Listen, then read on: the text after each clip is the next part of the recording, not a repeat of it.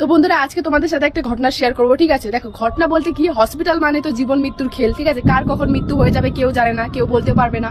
তো দেখো, কিছুদিনকার আগের ঘটনা, আমার তখন নাইট ডিউটি চলতেছিল, ঠিক আছে?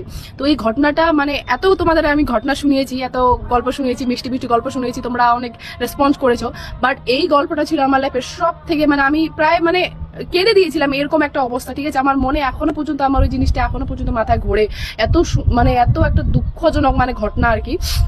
তো দেখো কি হয়েছিল সেদিনকা। দেখো, একটা মানুষ মানে ওরা জমিদার টাইপের মানুষ আর কি, ওদের বাড়িতে 2-3টা ট্রাক্টর আছে। তো ট্রাক্টর আছে যেহেতু, তো ওরা পেট্রোল পাম্পে যায় তেল নিয়ে আসতে বাইকে করে। তো উনি যাচ্ছিলেন বাইকে করে পেট্রোল পাম্পে তেল নিয়ে আসতে সেদিনকে, আর প্রায় 2টার দিকে ওনার অ্যাক্সিডেন্ট হয়। 3টার সময় আমাদের হসপিটালে অ্যাডমিট হয়, ভর্তি হয়, পুরো একদম মানে সেরকম গুরুতর অ্যাক্সিডেন্ট হয়েছিল আর কি।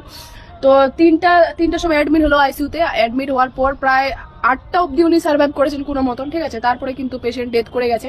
তো এই ডেথ কথাটা শোনার পর মানে বাড়ির লোক ওনার বউ যখন শুনেছে আর কি, ওনার বউ আসলো হসপিটালে। তো ওনার বউ যখন শুনেছে যে মানে ডেথ করে গেছে নাই আর, তো ওই যে তখন উনি মাথা ঘুরে পড়ে গেছেন বা অজ্ঞান হয়ে পড়ে গেছেন। তারপরে ওনাকেও অ্যাডমিট করা হয়েছিল হসপিটালে, ওনাকেও তারপরে শিফট করা হয়েছিল ওয়ার্ডে, যেখানে আমার নাইট ডিউটি ছিল সেদিনকে, সেই ওয়ার্ডে উনি মানে ছিলেন পেশেন্টটা, ঠিক আছে? গোটা রাত আমি পেশেন্টটাকে জাস্ট দেখে গেছি, গোটা রাত। উনি একবারের জন্য মানে এদিক ওদিক হয়নি, এতটা মানে কি বলবো আর যে ইয়ে হচ্ছে। মাঝখানটা একবার করে উঠতেছে, ঠিক আছে? আচমকা ধরপড় করে উঠে যাচ্ছে, দেখতেছে ওর হাজবেন্ডের কথা বলছে, ওর নাম বলতেছে, আবার ধুম করে পড়ে যাচ্ছে, মানে এরকম আর কি, মাথা ঘুরে পড়ে যাচ্ছে।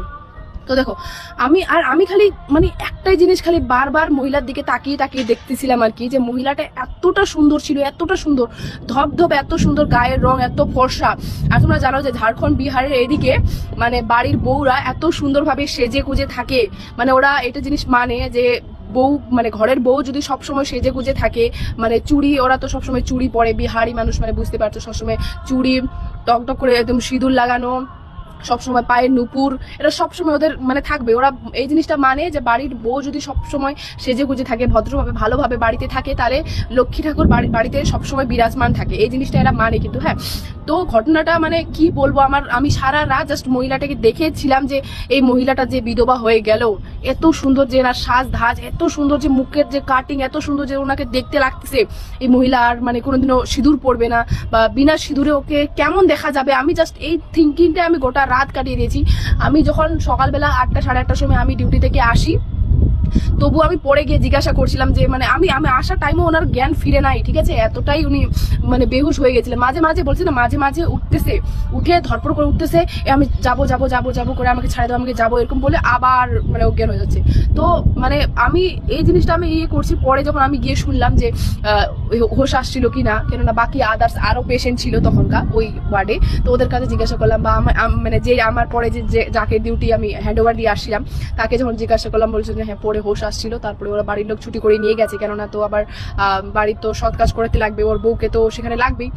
তো এই জিনিসটা আমি খুব ইয়েছিলাম যে মহিলাটা এত সুন্দর দেখতে, এই মহিলাটা যখন মানে মানে বিধবা অবস্থা হবে, যে তখন যে তার সিঁদুর পরবে না, হাতের শাখা পোলা পড়তে পারবে না, এত সুন্দরভাবে সে আর সাজতে পারবে না, তার অবস্থাটা মানে কি একটা অবস্থা, মানে কত একটা দুঃখের। এত সুন্দর একটা ওর জীবন ছিল, আর হঠাৎই মানুষের জীবন সত্যি কখন কার জীবন কিরকম ভাবে পাল্টে যাবে না কেউ বলতে পারবে না, কেউ না। এই